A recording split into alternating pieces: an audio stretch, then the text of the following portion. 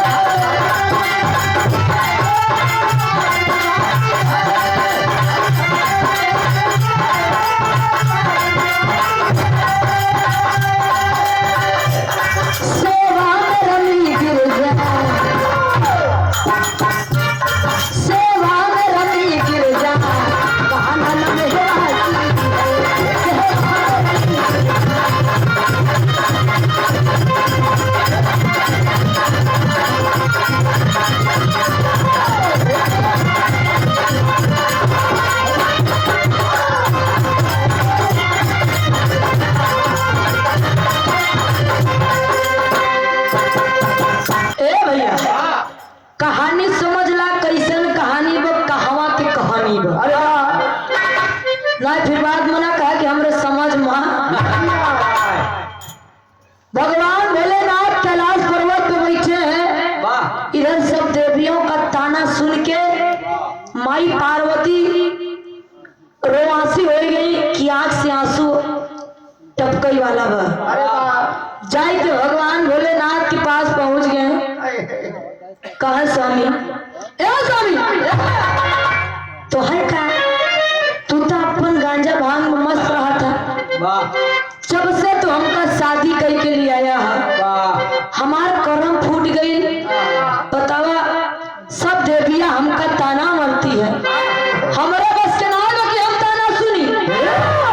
अतः तो कुछ समझ में आवत ना है। तू अपने गांजा भांग में मस्त रहा था। वाह, माई पार्वती गुस्सा में हाथ पका एक लाइन तर्ज में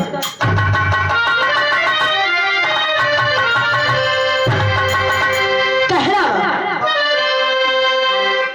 मेकअप बनाई लुलू बेगला टकाई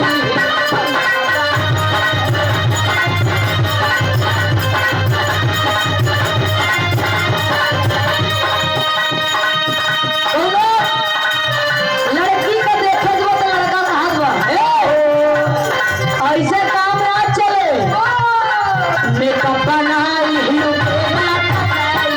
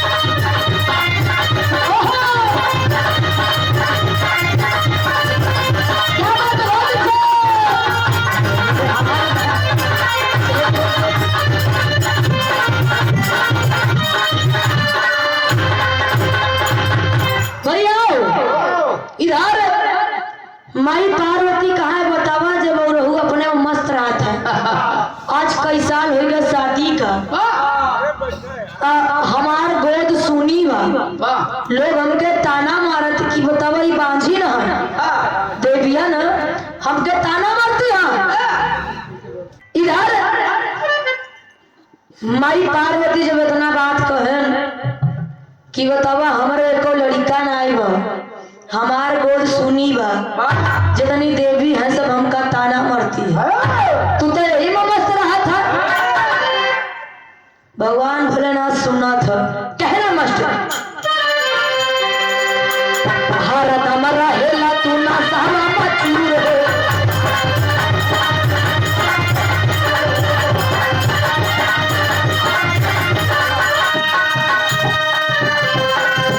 कहे बचन बगंबर भक्तो हर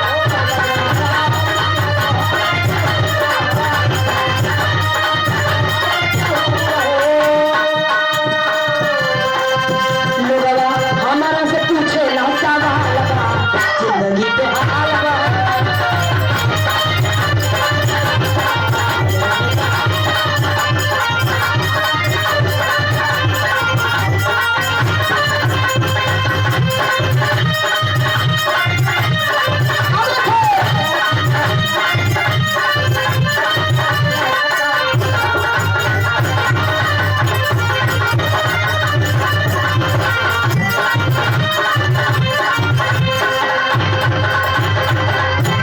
जब इतना सब कही डाल भगवान भोलेनाथ न चुन के एक पति हो तो लड़ाई कर डाले लेकिन जब वो नहीं चुन के तो माई पार्वती का दिन का हो ही कहा गया।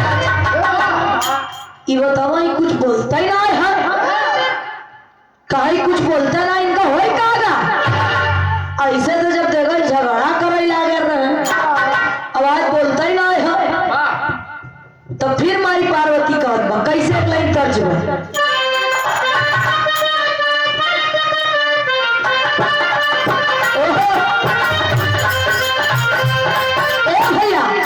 कौनो भाई साहब के छोटकावा भाई उनके ससुराल गवा और जब ससुराल गवा 2-4 दिन रहा जब वही से आवा तो बड़कवा पूछा कहाँ कस रे औजा हमरे ससुराल की का हाल बा छोटकवा कहा अरे बड़का भाई पूछा ना काहे तब बतावत बा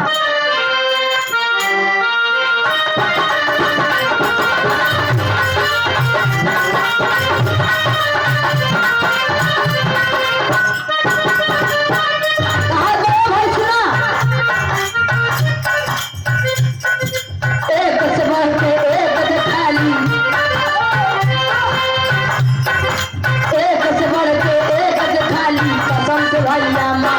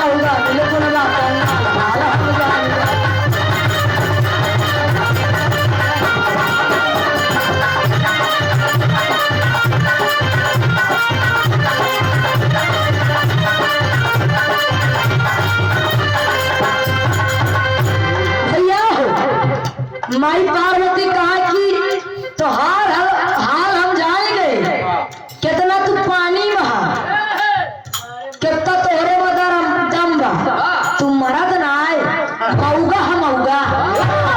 हे भैया, हमारे प्रेमचंद यादव जी के कार्यक्रम रहा जवाबी देवीगंज में, हमार काजल कोकिला प्रेमचंद यादव जी देवीगंज में कार्यक्रम रहा, यहाँ भी रहा, हम गाय दिए रहे। यही का गान उठेन कहाँ देखा था जे हमका मऊगा कहा दिया। हम गए अरे यार भाई थोड़ा समझ में फेर हो जाए, हम तो है नहीं माई पार्वती भगवान भोलेनाथ के कहत कहा हमारे का कहा तो तोहरे में दम ना आई है। हम कहें अरे यार कहाँ बताई जो जैसा हो तो वैसा सोची लेते हैं। हम कहें देखा सही बा, हम ये सब गाना है, हम तो उनका भगवान भोलेनाथ का माई पार्वती कहे एक हम गाना गाई दिए रहे का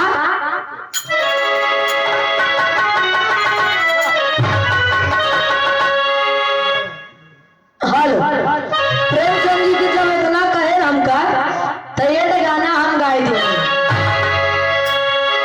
का गावत रहन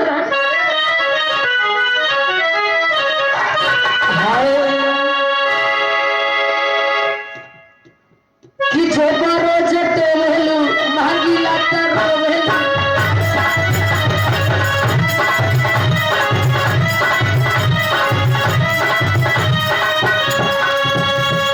छोटा रोज तेलू महंगी लाता रोवेलू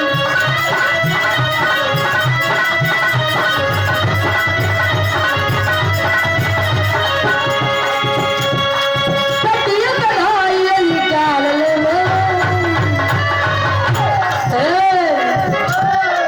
पटिया कढ़ाई निकाल ले बोला मैं हर रोज हर दम उड़ा ले बोला।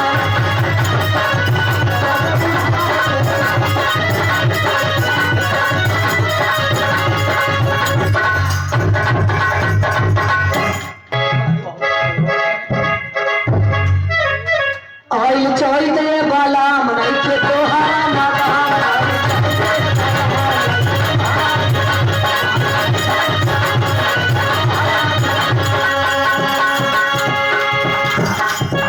आई चोई दे बाला मनाई के तोहारा माता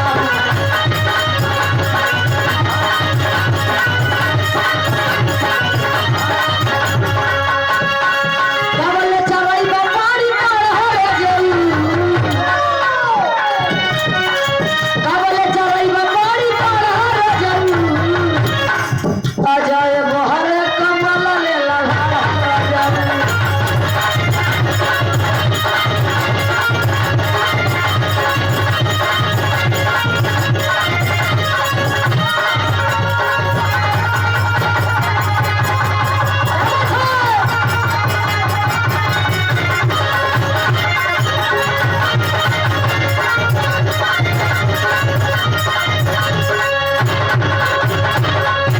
हम कहें आई चरित ये बलम नहीं खे तोहारा में दम कबले चरैबा पाड़ी पाड़ा ना जरूर जाए वो हरे कमाला लेला। हाँ देखा था हम आही रहन यादव है जैसे हमको कहा था कबले चरैबा पाड़ी पाड़ा ना जरूर। अरे हम कहें अरे यार भाई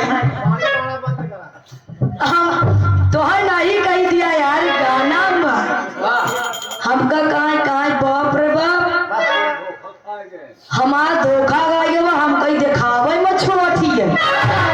हम सोचे कोनो छोट के कदेली होई सीखत होई शरीर भान जाए पहिलदार तो खूब शरीर भान जाए बिचार।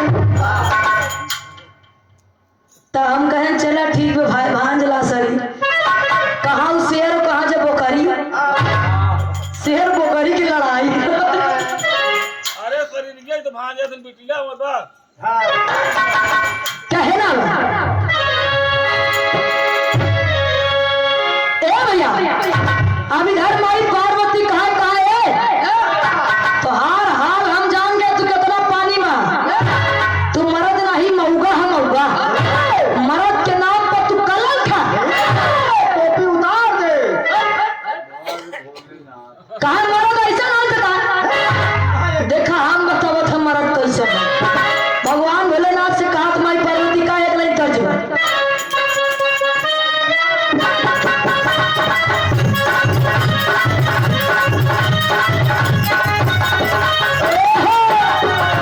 ए भैया कहना बा गुप्ता जी गोरी गोरी गोरिया गोरी गोरी गोरिया बाली बाबू गोरिया गोरी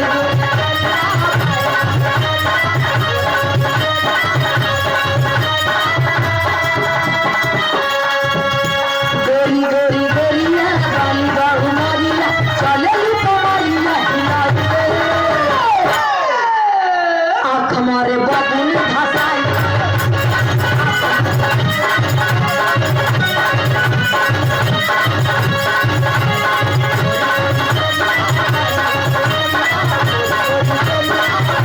चले कमारिया